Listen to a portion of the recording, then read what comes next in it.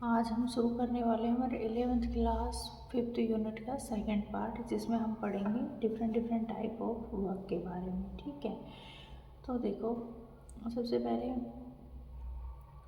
इनकी एप्लीकेशंस क्या हैं।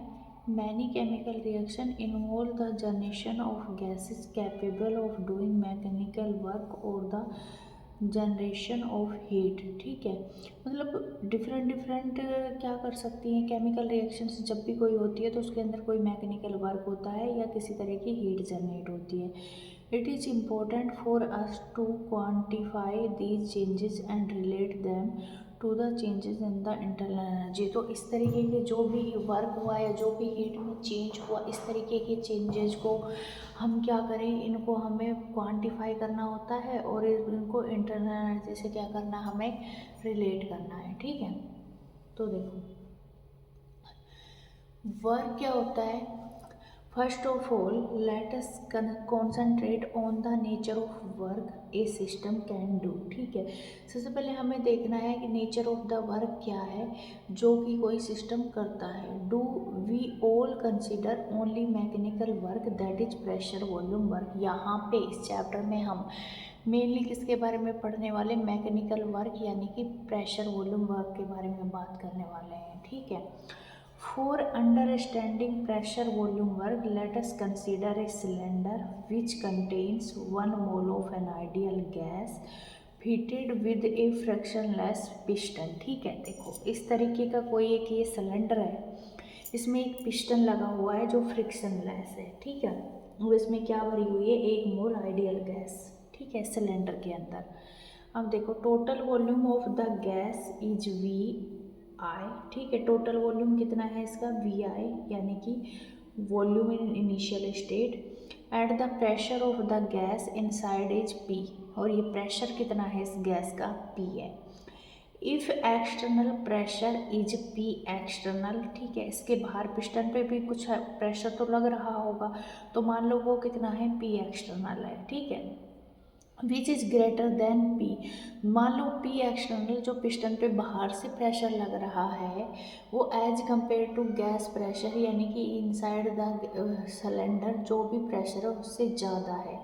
तो ये पिस्टन कहाँ जाएगा भाई, नीचे की तरफ। मतलब ऐसे इसके ऊपर क्या लगेगा, प्रेशर लगेगा, तो ये गैस क्या होगी, कंप्रेस होना शुरू हो जाएगी। ठीक है, तो जब P external which is greater than P, piston is moved inward till the pressure inside becomes equal to P external। ठीक है, अब क्या होगा, P एक्सटर्नल और P गैस में डिफरेंस है, तो ये पिस्टन है ना अंदर अंदर की तरफ जाना शुरू होगा, और ये जब तक जाएगा जबकि P एक्सटर्नल और P गैस क्या ना हो जाए, बराबर हो जाए, बराबर ना हो जाए तब तक। ठीक है, let these changes be achieved in a single step and the final volume be VF। ठीक है, और ये सब क्योंकि P एक्सटर्नल ज़्यादा है as compare to P gas, तो एकदम से ये क्या जाएगा, पिस्टन नीचे जाएगा। ठीक है, तो यानी कि ये कैसा प्रोसेस हुआ, सिंगल स्टेप प्रोसेस हुआ। ठीक है, और इसका फाइनल वॉल्यूम क्या हो जाएगा, VF। ठीक है,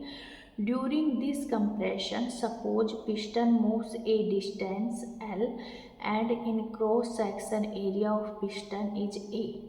ठीक है, अब वो मान लो वी आई इतना था और वो यहाँ तक गया, तो उसने कितनी डिस्टेंस ट्रेवल की, जो हमारी पिस्टन है उसने एल डिस्टेंस, और इसका क्रॉस सेक्शन एरिया क्या होता है किसी भी इसका, ए। ठीक है, ए, तो देन वॉल्यूम चेंज क्या होगा भाई, length into area, delta V बोलते हैं जिसको, V final minus V initial. ठीक है, ये होगा change in volume. We also know pressure, pressure क्या होता है, फोर्स अपॉन एरिया। ठीक है, तो यहाँ से अगर हम फोर्स ऑन द पिस्टन निकाले तो क्या हो जाएगा, प्रेशर इनटू एरिया, जो कि प्रेशर कितना है, पी एक्सटर्नल डॉट ए। ठीक है, if W is the work done on the system by movement of the piston then. ठीक है, अब ये W क्या है, work done on the system, system के ऊपर वर्क हो रहा है। ठीक है, क्योंकि भाई पिस्टन अंदर की तरफ जा रहा है, कंप्रेशन हो रहा है। ठीक है, तो वो वर्क क्या होगा, वर्क होता है हमारा फोर्स इनटू डिस्प्लेस, डिस्टेंस कर दे हम, तो फोर्स हमें पता है कितना है हमारा, प्रेशर इनटू एरिया करेंगे इनटू डिस्टेंस। तो एरिया इंटू डिस्टेंस हो गया वॉल्यूम, और फोर्स हमें पता है कितना है पी एक्सटर्नल, उस पर कितना प्रेशर लग रहा है तो वही तो फोर्स है, तो वो कितना है P external into del V, है ना। अब ये पी एक्सटर्नल डेल वी, इसके आगे क्या लगा देते हैं हम, माइनस साइन लगा देते हैं। और ये ऐसा इसलिए करते हैं साइन नोटेशन की वजह से कि देखो सिस्टम पे वर्क हो रहा था वो हमेशा कैसा होता है पॉजिटिव, लेकिन इसमें क्या होगा V final minus V initial करते हैं तो फाइनल वॉल्यूम कम होता है, इनिशियल ज़्यादा होता है। तो जब हम फाइनल में से इनिशियल घटाएंगे तो कैसी आएगी नेगेटिव वैल्यू, और आगे नेगेटिव लगा देंगे तो ये कैसा वर्क हो जाएगा पॉजिटिव, ठीक है। तो the negative science of this expression is required to obtain conventional size for W which will be positive. It indicates that in case of compression work is done on the system, here Vf minus Vi will be negative and negative multiplied by negative will be positive, ठीक है। तो इस तरीके से होता है ये। अब देखो अब क्या होता है कि if V pressure is not constant at every stage of compression, ठीक है। अब उसके बारे में स्टडी करते हैं कि जहाँ पे क्या है pressure is not constant at every stage of compression, ठीक है। कि जहाँ पे प्रेशर कांस्टेंट नहीं है एवरी स्टेज पे, but changes in number of finite steps, ठीक है। और वर्क चेंज हो रहा है किसमें, एक फाइनाइट स्टेप पे, ठीक है। देखो पहले प्रेशर इतना था, फिर ये घटा, फिर ऐसा हुआ, फिर ये घटा, फिर इतना हुआ, ये तो फाइनाइट नंबर ऑफ स्टेज में हो रहा है और चेंज हो रहा है, प्रेशर क्या नहीं है कांस्टेंट नहीं है, ठीक है। तो इसको हम बोलते हैं इरिवर्सिबल वर्क। देखो एक तुम बहुत धीरे धीरे चल रहे हो ऐसे ऐसे एक एक स्टेप रख के, ठीक है, एक एक स्टेप रख के, ठीक है। तो इसमें क्या होगा कि तुम्हें पता रहेगा कि तुम्हें कौन सा कदम अपना कहाँ रखा है। अगर तुमसे कहे कि उसी रास्ते से वापस आओ तो तुम आ सकते हो, लेकिन तुम जल्दी जल्दी जल्दी जल्दी ऐसे चल के आए अपनी डिस्टेंस तक, तो तुम्हें पता ही नहीं है कौन सा पैर किधर कैसे रख के तुम आए, ध्यान ही नहीं दिया। तो अब तुम्हें कहे क्या वापस आओ अपनी इनिशियल स्टेज पे, क्या तुम उसी रास्ते से वापस आ सकते हो, नहीं। तो हमेशा याद रखना जो रिवर्सिबल जो वर्क होता है वो कैसा होता है, रिवर्सिबल वर्क उसी रास्ते से वापस आ सकता है, यानी कि कंप्रेशन और एक्सपेंशन सेम रास्ते से होगा। जबकि अगर बात करें इरिवर्सिबल वर्क में क्या है कि वो सेम रास्ते से वापस नहीं आ सकता, वो कैसा होता है इरिवर्सिबल, ठीक है। अब हम रिवर्सिबल और इरिवर्सिबल का मतलब क्या होता है कि मान लो ये कोई एक क्या है सिलेंडर है, ठीक है, ये कोई क्या है एक सिलेंडर है। आपने पहले यहाँ पिस्टन है, इस पर एकदम से मतलब ज़्यादा वेट का 5 kg 10 kg वेट का कोई प्रेशर लगाया इसके ऊपर या कोई वेट रखा, तो ये पिस्टन क्या करेगा एकदम से क्या होगा नीचे आएगा, ठीक है। पहले 5 kg रखा तो यहाँ पे पहुँच गया ये, फिर 10 kg तो और थोड़ा नीचे आएगा। तो मतलब क्या हो रहा है कि यहाँ पे जो प्रेशर है ना वो बहुत ज़्यादा लग रहा है एज कम्पेयर टू गैस के प्रेशर से, ठीक है। तो ये फाइनाइट स्टेप्स में होगा और ये बहुत जल्दी हो जाएगा ये प्रोसेस, इरिवर्सिबल है। जबकि रिवर्सिबल में क्या होता है कि आपने मान लो ये छोटे से 2 कंकड़ रखे तो ये पिस्टन मतलब नाम मात्र का नीचे जाएगा, फिर और थोड़े से कंकड़ रखे थोड़ा और नीचे गया, तो इसमें क्या होगा इनफाइनाइट स्टेज होगी और हमें पता ही नहीं चलेगा। जैसे ये इसमें इस तरीके का ये जो डायग्राम दे रखा है ना, ठीक है। तो इस तरीके से, और ये है हमारा कौन सा वर्क है इरिवर्सिबल वर्क, ठीक है। तो देखो इसमें क्या होता है if the pressure is not constant at every stage of compression but change in number of finite step, work done on the gas will be sum over all the steps and will be equal to. तो ये जो भी work done होगा ये all step का क्या होगा सम over, इसको हम प्रेजेंट करते हैं summation of P delta we, ठीक है, जो कि 5.5 बी में इस तरीके से ये जो वर्क है इसको इससे दिखाते हैं। If the pressure is not constant but change during the process such that it is always infinitesimally greater than the pressure of the gas, Then at each stage of compression the volume decreases by an infinitely amount dV. In such cases we can calculate the work done on the gas by the relation. तो वो मान लो देखो कि मतलब बहुत छोटा सा कंकड़ रखा आपने, तो उसकी वॉल्यूम में जरा सा डीवी के लाइक चेंजेज आया और प्रेशर भी बहुत कम है, बहुत कम चेंजेज आया टू गैस के टेम्परेचर के, गैस के प्रेशर के तुलना में। तो उसको हम कैसे दिखाएंगे रिवर्सिबल वर्क के लिए? तो इसका क्या होगा, पी एक्सटर्नल डी वी और V I upon V F. देखो इसमें क्या होता है मैं समझाती हूँ उससे। मान लो ये वर्क है, ठीक है, ये सिलेंडर है, ठीक है, और ये पिस्टन लगा हुआ है, यहाँ पे ये लग रहा है पी एक्सटर्नल, ठीक है, प्रेशर, गैस का प्रेशर है पी गैस, ये इसका यहाँ से यहाँ तक क्या है वॉल्यूम है, ठीक है। अब मान लो क्या हुआ, ये तो मैंने बता दिया साइन कन्वेंशन कि भाई नेगेटिव क्यों लगाते हैं कि भाई पॉजिटिव आ जाए, और इसलिए ये एक्सपेंशन वर्क नेगेटिव होता है तो नेगेटिव आ जाए, तो इसलिए हम साइन कन्वेंशन लगाते हैं, ठीक है। मान लो देखो इरिवर्सिबल वर्क और रिवर्सिबल वर्क में क्या फ़र्क है कि मान लो ये इसमें क्या हुआ, ये पिस्टन है, ठीक है, ये इसका वॉल्यूम है। एक बार आपने क्या करा कि मान लो इधर देखो, इसमें इधर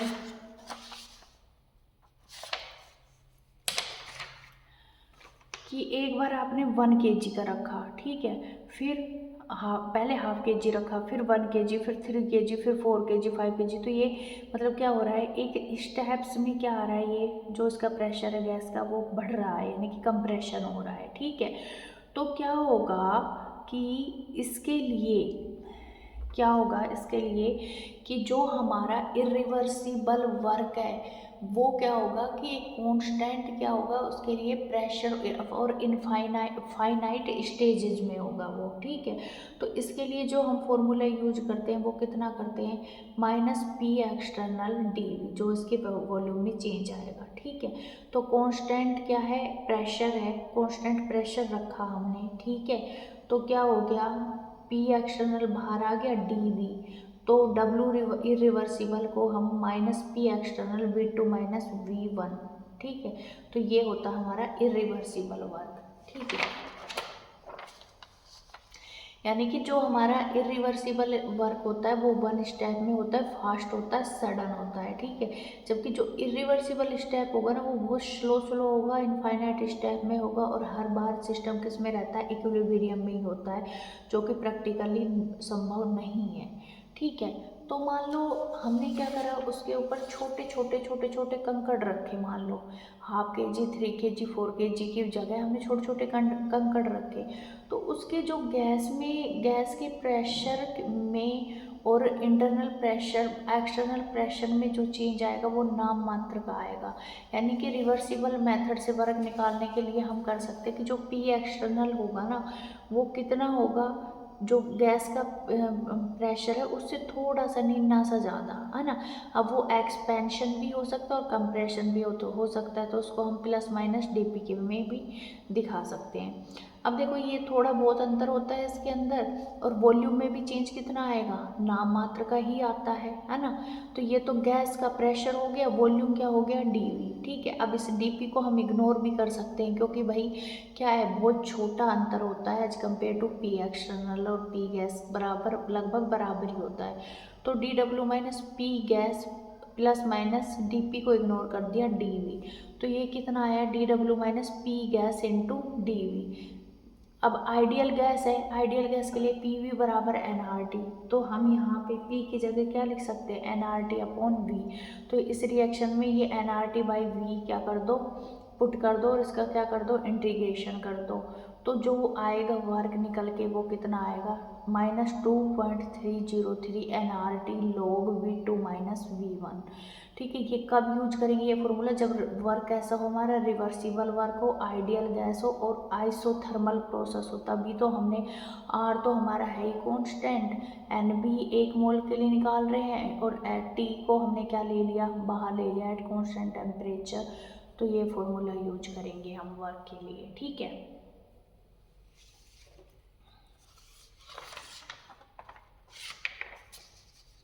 हम देख लेते हैं, मैंने सीआरटी में हमारा क्या दे रखा है, यही सब समझा रखा है। उसके लिए ये हो गया हमारा रिवर्सिबल वर्क के लिए कि जब प्रेशर इनफाइनाइटली चेंज होता है, ठीक है, वॉल्यूम में भी इनफाइनाइटली चेंज आता है। Here P external as is a stage is equal to P x in मतलब गैस का इंटरनल जो प्रेशर है प्लस डी पी, ठीक है। पी एक्सटर्नल थोड़ा सा ही ज़्यादा है क्योंकि छोटे छोटे स्मॉल स्मॉल कंकर रख रहे हैं हम इनके ऊपर, ठीक। इन केस ऑफ कंप्रेशन, ठीक है, कंप्रेशन के लिए हम डीपी प्लस यूज करेंगे और अगर एक्सपेंशन है तो माइनस यूज करेंगे। तो इसलिए हमने इसको क्या यूज करा था, P gas plus minus d P के बराबर होगा पी एक्सटर्नल, ठीक है। A process of change is said to be reversible if a change is brought out in such a way that the process could at any moment be reverse by an infinitesimally changes. A reversible process proceeds infinitely slowly by a series of equilibrium states such that system and the surrounding और always in near equilibrium with each other, ठीक है। मैंने तुम्हें बता दिया कि संभल संभल के मतलब ऐसे ऐसे चल के जा रहे हो तुम तो तुम वापस आ सकते हो, इनफाइनाइटली इक्विलिब्रियम स्टेट आती है उसके अंदर। जबकि तुम जल्दी जल्दी चल के गए तो तुम्हें याद ही नहीं है तुम कौन से रास्ते से कैसे गए थे, तो तुम वापस नहीं आ सकते, ठीक है। तो ये होता है हमारा रिवर्सिबल वर्क। और ऐसे स्टेप बाय स्टेप जो वर्क होता है उसको हम बोलते हैं इरिवर्सिबल वर्क, ठीक है। अब देखो, processes other than reversible process are known as irreversible process. ऐसा प्रोसेस जो रिवर्सिबल के अलावा होता है वो कौन सा होता है, irreversible. In chemistry we face problem that can be solved if we relate the work term to the internal pressure of the system, ठीक है। We can relate work to internal pressure of the system under reversible condition में जो P external होता है वो थोड़ा सा ही ज़्यादा होता है पी गैस के, ठीक है। तो ये देखो डब्ल्यू रिवर्सिबल के लिए हम ये फॉर्मूला यूज करते हैं, उसके लिए जो पी एक्सटर्नल होगा वो किसके बराबर होगा, P gas plus minus d P d V, ठीक है। डी पी को हम बहुत स्मॉल मान के इग्नोर कर देंगे तो ये इसका फॉर्मूला आ जाएगा, ठीक है। Now the pressure of gas, अब यहाँ पी वी बराबर है ना RT से उसको रिप्लेस कर देंगे तो ये फॉर्मूला होता है हमारा रिवर्सिबल आइसोथर्मल वर्क निकालने के लिए, ठीक है। एक होता है हमारा free expansion, expansion of A gas in vacuum, है ना। यानी कि यहाँ पे पिस्टन तो लगा हुआ है लेकिन यहाँ पे कोई प्रेशर ही नहीं लग रहा है, यहाँ पे क्या है, वैक्यूम है। तो पी एक्सटर्नल कितना हो गया, 0 हो जाएगा, तो डी डब्ल्यू भी क्या हो जाएगा, 0, ठीक है।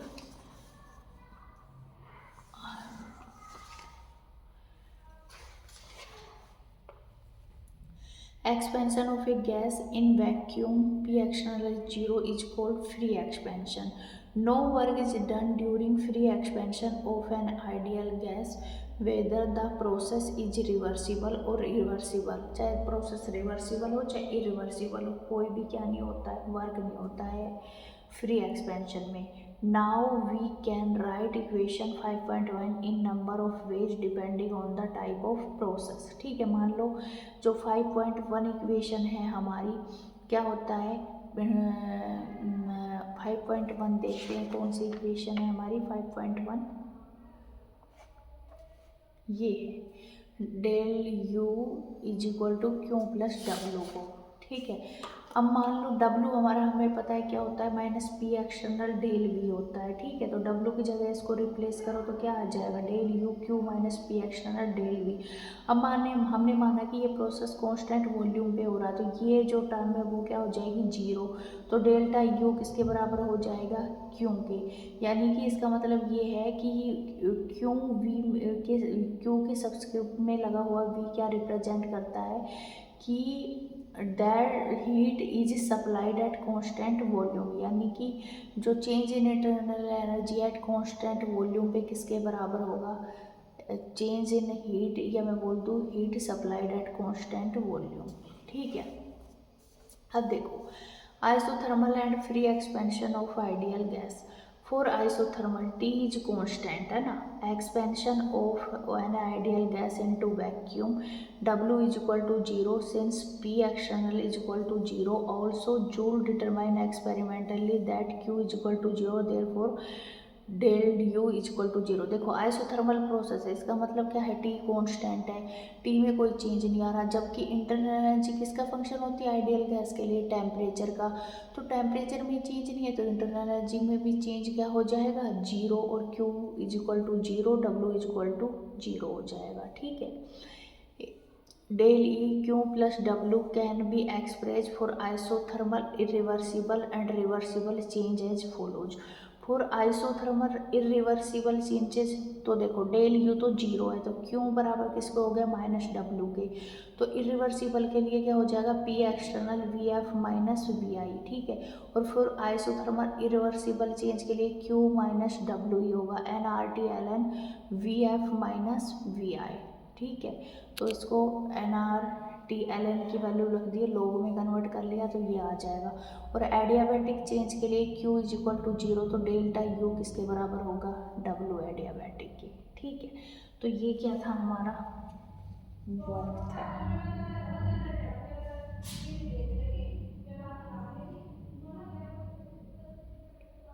ठीक,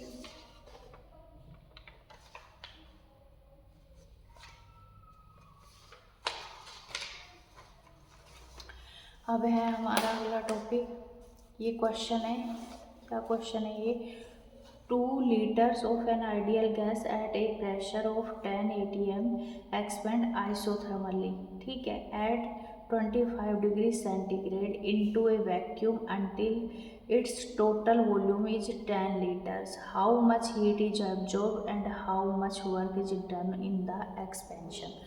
ठीक है, देखो इसमें हमने क्या दे रखा है कि इसमें हमने फाइनल और इनिशियल क्या दे रखा है, वॉल्यूम दे रखा है। फाइनल वॉल्यूम है इसका into A until the total volume is 10 litre, 2 litre है और उसको एक्सपेंड किया गया है 10 लीटर तक। ठीक है, तो हमसे पूछा आइसोथर्मली पूछा है, तो आइसोथर्मल में delta U is equal to Q plus W लगाएंगे तो डेल्टा यू तो जीरो हो जाएगा। ठीक है, तो Q is equal to minus W, फिर माइनस डब्ल्यू क्या होता है, P external V F minus V I. ठीक है, तो इसको करेंगे तो पी एक्सटर्नल 10 माइनस 2 करेंगे, है ना। अब देखो और इसमें क्या है, आइसोथर्मल भी, और साथ ही साथ इसमें क्या हो रहा है, liter how much is absorb, how much work is done, 2 liter ideal 10 ATM isothermal में वैक्यूम, तो प्रेशर पी एक्सटर्नल भी जीरो, तो टोटल क्या हो गया, जीरो हो गया।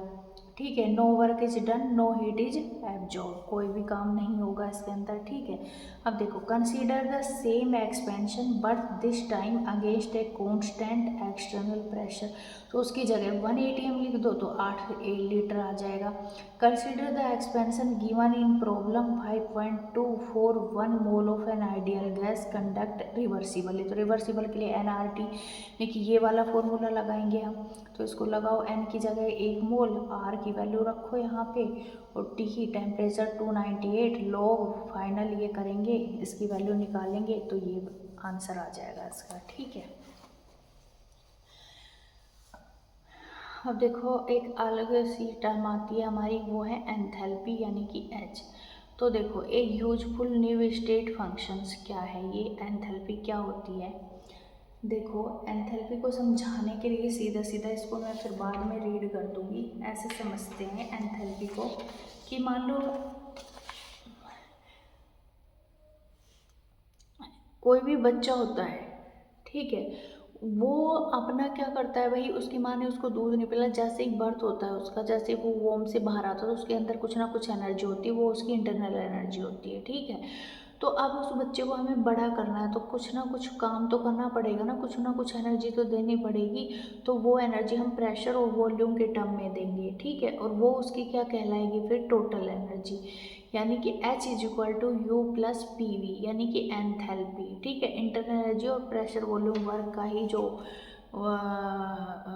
सम होता है वो उसकी टोटल एनर्जी एंथैल्पी कहलाती है। ठीक है, अब ये बॉक्स है, पहले ये इतना छोटा था लेकिन अब ये बॉक्स को उस छोटे इससे भी छोटे किसी उसमें क्या होना है, एडजस्ट होना, तो उसको कुछ ना कुछ क्या करना पड़ेगा, कुछ ना कुछ वर्क करना पड़ेगा, कुछ ना कुछ एनर्जी लेनी पड़ेगी। और वो एनर्जी उसकी खुद की तो है इंटरनल एनर्जी, उसको जो दी गई वो पीवी के फॉर्म में दी गई, तो ये उसकी हो गई टोटल एनर्जी जिसको हम एच के फॉर्म में डिनोट करते हैं। ठीक है, एच इज इक्वल टू हो गया यू प्लस पी वी। ठीक है, अब इसका इंटीग्रेशन कर दिया हमने, तो इंटीग्रेशन करा तो डेल्टा एच डेल्टा यू और डेल पी वी। ठीक है, अब डेल यू को u2 माइनस u1 लिख सकते हैं और इसको डेल पी वी को p2 minus v2 minus p1 minus v1 लिख सकते हैं। अब अगर कांस्टेंट प्रेशर की बात करें तो ये वाला टर्म हमारा क्या हो जाएगा, इसको हम del U plus P del V भी लिख सकते हैं ना, इसको कांस्टेंट प्रेशर पे p को बाहर ले लिया, भाई कांस्टेंट है p डेल वी।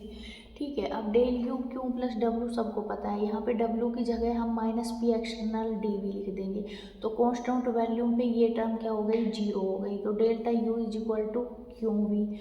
और अगर कांस्टेंट प्रेशर लिख दें तो इसकी वैल्यू किसके बराबर हो जाएगी, कांस्टेंट प्रेशर पे delta H is equal to किसके बराबर हो जाएगा, क्यू पी के बराबर हो जाएगा। ठीक है, एट कांस्टेंट प्रेशर लिखेंगे तो ये भी जीरो, तो ये किसके बराबर हो जाएगा, डेल्टा एच क्यू पी के बराबर हो जाएगा। ठीक, और जब भी क्या होता है कि डेल्टा एच जब सिस्टम को दी जाती है तो वो होती है एंडोथर्मिक, और जब निकलती है तो वो होती है नेगेटिव यानी कि एक्सोथर्मिक। अब देखो इसमें मान लो कोई भी केमिकल रिएक्शन है वो गैसियस फॉर्म में है, तो delta H delta you plus delta P we हमने देखा था, delta P V N ideal gas के लिए हम एनआरटी से रिप्लेस कर सकते हैं, इसको करा हमने।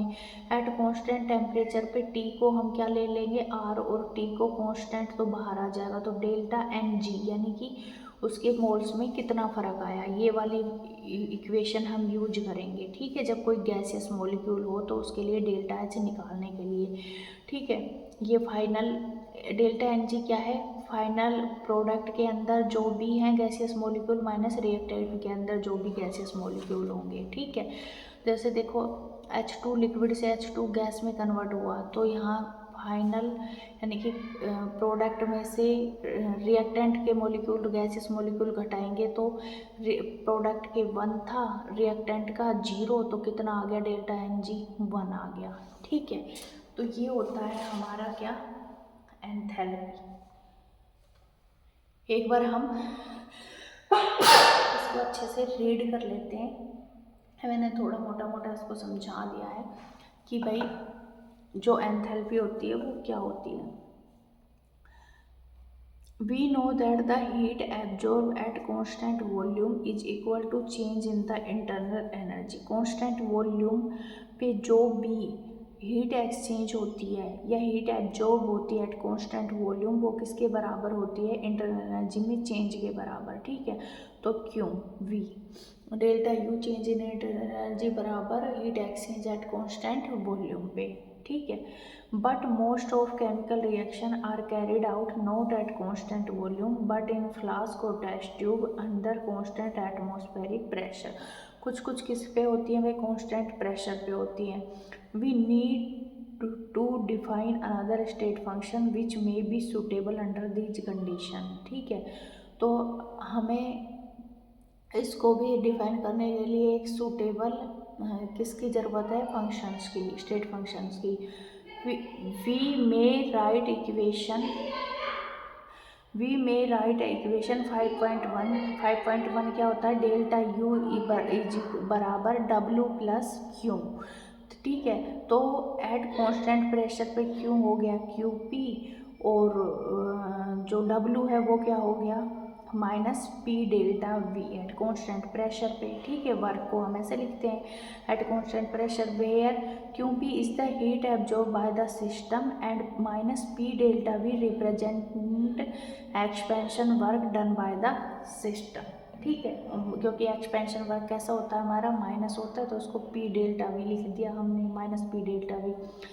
Let us represent the initial state by the subscript 1 and final state by 2।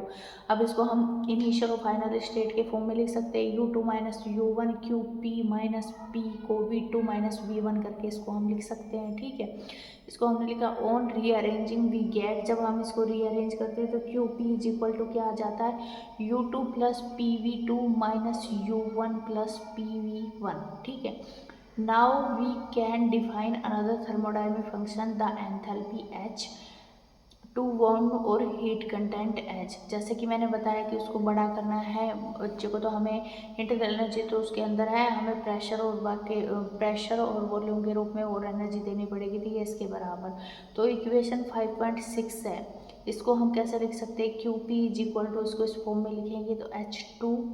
ठीक है, ये क्या हो गया H2, ये क्या हो गया H1, तो डेल्टा H हो गया ये। ठीक है, although Q is a path dependent function, H is a state function because it depends on the U, P and V। ठीक है, H किस पे डिपेंड कर रहा है, U, P, V पे, क्योंकि ये तीनों ही क्या है, स्टेट फंक्शन है, तो H भी हमारा क्या होगा, स्टेट फंक्शंस होगा, जबकि हमारा Q क्या होता है, path functions. Delta H is independent of path, hence QP is also independent of path. और क्यों ये इंडिपेंडेंट ऑफ पाथ है, तो कांस्टेंट प्रेशर पे जो हीट एब्जॉर्ब है या हीट एक्सचेंज है वो भी क्या होगा, एक स्टेट फंक्शन होगा, वो किस पे डिपेंड नहीं करेगा, पाथ पे। For finite change at constant pressure we can write equation delta H is equal to Q delta U plus delta PV। ठीक है, since P is constant we can write P delta V, लिख सकते हैं हम इसको। ठीक है, it is important to note that when heat is absorb by the system at constant pressure we are actually measuring change in the enthalpy. ठीक है, delta H is negative, मतलब जब क्या होता है कांस्टेंट प्रेशर पे हम निकालते तो किसके बराबर आएगा, QP के बराबर।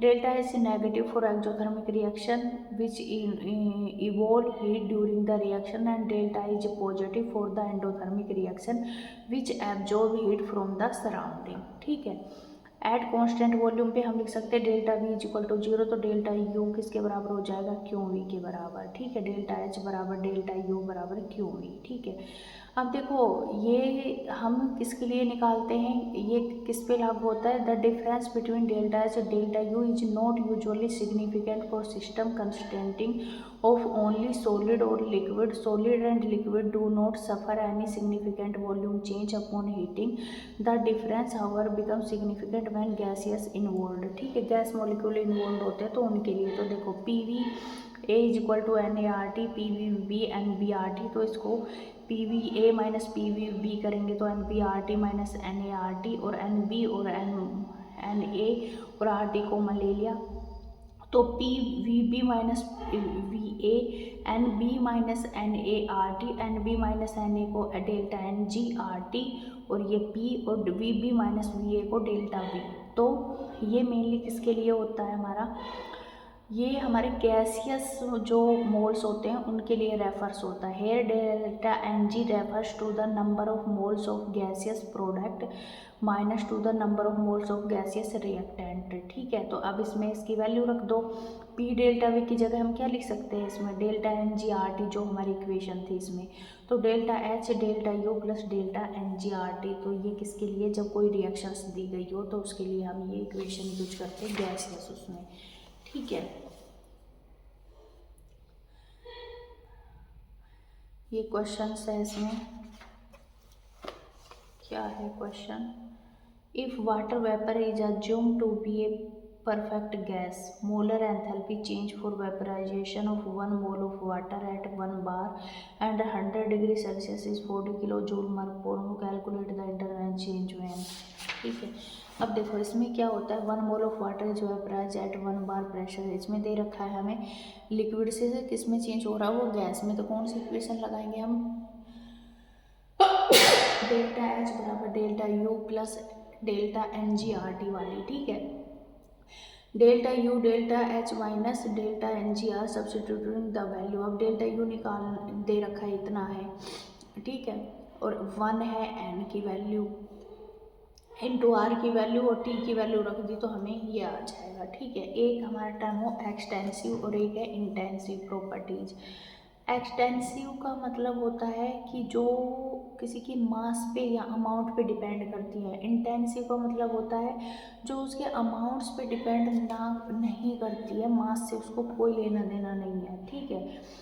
इन thermodynamics a distinction is made between extensive property and the intensive property. An extensive property is an property whose value depends on the quantity और size of matter present in the system। यानी कि size of matter और किस पे depend करती है, quantity पे। For example mass, volume, internal energy, enthalpy, heat, capacity etcetera are extensive property. ये सारी क्या है, एक्सटेंसिव। यानी कि जब हम दो मास को जोड़, एक्सटेंसिव प्रॉपर्टी एडिटिव होती है, इंटेंसिव प्रॉपर्टी एडिटिव नहीं होती। जैसे दो मास हैं, एक 10 kg एक 20 kg, दोनों को जोड़ेंगे तो कितना आ जाएगा, 30 kg। इसी तरीके से वॉल्यूम, इसी तरीके से इंटरनल एनर्जी। लेकिन अगर हम बात करें टेम्परेचर की, तो क्या ऐसा होता है कि मान लो इसका 30 डिग्री सेंटीग्रेड टेम्परेचर है, इसको आधा आधा कर दिया हमने, तो इधर 15 डिग्री इधर 15 डिग्री, ऐसा होगा नहीं। या हम एक 100 डिग्री को मिला दें, ठीक है, 100 डिग्री सेल्सियस टेम्परेचर है एक का और एक का 200 डिग्री है, तो दोनों को मिला दें तो क्या उनका 300 डिग्री हो जाएगा टेम्परेचर, नहीं।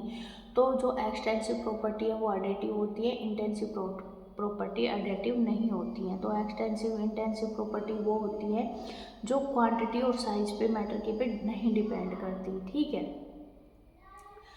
अब इसमें क्या होता है कि देखो, एक्सटेंसिव प्रॉपर्टी मास डिपेंडेंट होती है, एडिटिव होती है, जैसे mass, number of moles. Intensive property mass independent होती है, नॉन एडिटिव होती है, जैसे प्रेशर, टेम्परेचर और डेंसिटी, ठीक है।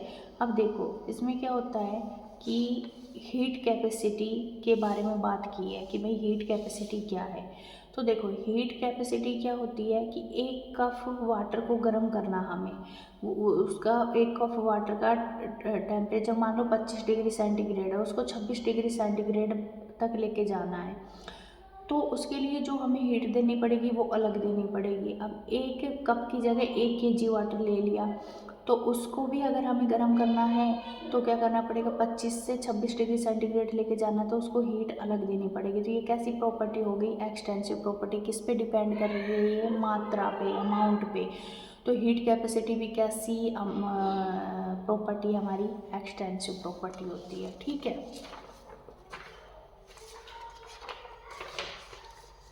अब देखो मोलर हीट कैपेसिटी क्या होती है। मोलर हीट कैपेसिटी हमारी होती है कि जो हीट कैपेसिटी होती है उसमें n नंबर ऑफ मोल्स का भाग देते हैं, तो वो एक पर्टिकुलर अमाउंट की, पर्टिकुलर एक मोल की हीट कैपेसिटी हो गई, तो वो हो जाती है हमारी molar heat capacity. Heat capacity divide by moles, moles क्या है, एक्सटेंसिव, और हीट कैपेसिटी क्या है, एक्सटेंसिव, जबकि दोनों का जो रिजल्ट आएगा वो कैसा है, इंटेंसिव। इसी तरीके से जैसे 1 मोल की, ठीक है, जैसे मैंने बताया था। इसी तरह डेंसिटी क्या होती है, मास अपॉन वॉल्यूम। मास क्या है, एक्सटेंसिव, वॉल्यूम भी एक्सटेंसिव, लेकिन डेंसिटी क्या है, इंटेंसिव, जो कि फिक्स होती है, ठीक है। स्पेसिफिक हीट कैपेसिटी क्या होती है, स्पेसिफिक हीट कैपेसिटी यानी कि हीट कैपेसिटी के अंदर जब हम पर यूनिट मास का भाग दे दें तो वो क्या कहलाती है, हमारी स्पेसिफिक हीट कैपेसिटी। एक्सटेंसिव होती है हीट कैपेसिटी, मास भी एक्सटेंसिव, और दोनों का जो रिजल्ट है वो क्या होगा, इंटेंसिव। तो देखो यहाँ से हम क्या निकाल सकते हैं, क्यों, यानी कि हीट निकाल सकते हैं, ठीक है। स्पेसिफिक हीट कैपेसिटी को उसके मास से गुणा कर दो इनटू डेल्टा टी, टेम्परेचर में चेंज, तो ये आ गया। अगर हमारे पास मोलर हीट कैपेसिटी है तो उसको हमने नंबर ऑफ मोल से गुणा कर देना हो टेम्परेचर चेंज से, तो वो क्यू की वैल्यू यहाँ से भी निकाल सकते हैं, ठीक है। तो देखो यही दे रखा है यहाँ पे ये सारा, Q is equal to coefficient into delta T, ठीक है। तो कोफिशियंट उसका यहाँ से हम निकाल सकते हैं, ठीक है। ये सारा बताया कि क्या होता है स्पेसिफिक हीट कैपेसिटी, क्या होता है मोलर हीट कैपेसिटी, ठीक है। अब देखो the relationship between Cp and Cv for an ideal gas, ठीक है। तो देखो इसमें Cp और Cv में क्या होता है, ये हमारा क्या है, कोफिशियंट है। स्पेसिफिक हीट कैपेसिटी को मास से डिवाइड इंटू कर दें तो क्या आ जाएगा हमारा, मास से इंटू कर दें तो हमारा क्या आ जाएगा, कोफिशियंट और इंटू डेल्टा टी। ठीक है। तो हम डिफरेंट डिफरेंट तरीके से क्यू की वैल्यू निकाल सकते हैं अगर हमारे पास स्पेसिफिक या मोलर हीट कैपेसिटी है। अब देखो हीट कैपेसिटी दो तरीके की होती है, एक होती है सीपी, एक होती है CV, at constant pressure at constant volume. यानी कि कॉन्स्टेंट मोलर हीट को capacity at pressure, molar city at constant volume. ठीक है। तो आइडियल गैस के लिए होती है C P M minus C V M is equal to R. ठीक है। सी पी एम क्या होती है भाई, जब हमारी heat capacity eight constant pressure पे किसका भाग देते हैं, नंबर ऑफ मोल्स का। इसी तरह heat capacity eight constant volume में किसका भाग देते हैं, नंबर ऑफ मोल्स का। तो वो सी वी एम और सी पी एम के बराबर होती है। वो किसके बराबर होती है, आर के, गैस कांस्टेंट के। तो C P minus C V यहाँ से किसके बराबर हो गया, एन आर के बराबर। ठीक है। तो ये है हीट कैपेसिटी, दो तरीके से हम निकाल सकते हैं। देखो इसमें दे रखा है the relation between Cp and Cv for an ideal gas at constant volume the heat capacity C is denoted by Cv and constant pressure पे P। अब ये Cv Cp ना होकर Cvm और Cpm है, यानी कि पर मोल के लिए। ठीक है। तो देखो at constant volume as QV बराबर किसके बराबर होगी, Cv एम डेल्टा टी, जो किसके बराबर है, टेल यू के, और Q P is equal to C P M delta T किसके बराबर है, डेल्टा एच के। The difference between C P and C V can be drive for an ideal gas for a mole of an ideal gas delta H is equal to delta U delta P V. ठीक है। Delta U delta P V को R T से replace कर दो तो ये आ जाएगा, आर कॉन्स्टेंट है, डेल्टा टी। ठीक है। डेल्टा एच डेल्टा यू बराबर R delta T. On putting the value of delta H delta U we have delta H is equal to होता है हमारा सी पी डेल्टा टी, और delta U होता है हमारा C V delta T R delta T. ठीक है। तो C P M C V M C P M is equal to C V M plus are. ठीक है। और C P minus C V यहाँ पे 1 मोल के लिए है ना, तो इन्होंने एम यूज नहीं किया है यहाँ पे। अदरवाइज यहाँ सी पी एम और सी वी एम यूज होता है, और सी पी एम क्या होता है, डिवाइड बाय एन कर दो, सी वी एम भी डिवाइड बाय एन कर दो, तो C P minus C V is equal to क्या आएगा, एन आर। ठीक है। अब देखो measurement of del U and del H calorimeter. ठीक है। डेल्टा यू और डेल्टा एच का मतलब कैसे हम मापन करते हैं, वो हम मापते हैं कैलोरीमीटर से। ठीक है। और ये दो तरीके से मापा जा सकता है, एक कॉन्स्टेंट वॉल्यूम और एक कॉन्स्टेंट प्रेशर। तो डेल्टा यू का मेजरमेंट कैसे होता है कि इस तरीके से एक बोम कैलोरीमीटर होता है। ठीक है। यहाँ पे कुछ भरा हुआ होता है ऑक्सीजन के अंदर, वो वहाँ पे क्या होती है, आग जलती है, तो इससे हीट इवोल्व होती है, और इससे बोम कैलोमीटर के चारों तरफ हमने पानी भर दिया होता है एक उसके अंदर। तो हमने इस पानी का टेम्परेचर पहले से ही नापा होता है। जैसे जैसे वो हीट इवोल्व करेगा बोम कैलोरीमीटर, तो वो पानी क्या करता है, उस हीट को एब्जॉर्ब करता है, और उससे हमें पता चल जाता है कि कितनी हीट एब्जॉर्ब इवोल्व हुई है। तो इस तरीके से हम बोम कैलोरीमीटर से माप लेते हैं इसको। फिर आता है डेल्टा एच। तो डेल्टा एच में भी इस तरीके से ही मापते हैं, measurement of heat exchange at constant pressure generally under atmospheric pressure can be done in A calorimeter. ठीक है। जो कि फिगर में इस तरीके से दिखाया गया है, उसके थ्रू हम क्या करते हैं, इसका टेम्परेचर का मापन करते हैं। We know that delta H is equal to Q P at constant pressure and therefore heat absorb evolved Q P at constant pressure is also called that heat of reaction और enthalpy of reaction। इसको हम क्या कह देते हैं, QP को ही constant pressure के अंदर इसको हम हीट रिएक्शन या एंथैल्पी ऑफ रिएक्शन भी कह देते हैं। इस तरीके का एक सेटअप होता है जिसके थ्रू हम क्या करते हैं, डेल्टा एच का मेजरमेंट कर लेते हैं। ठीक है। अगर हीट एब्जॉर्ब होगी तो क्या होगा, पॉजिटिव हो जाएगी, और अगर हीट इवोल्व होगी तो डेल्टा एच की वैल्यू क्या हो जाएगी, नेगेटिव हो जाएगी। ठीक है। तो इस तरीके से हम इसको निकाल सकते हैं।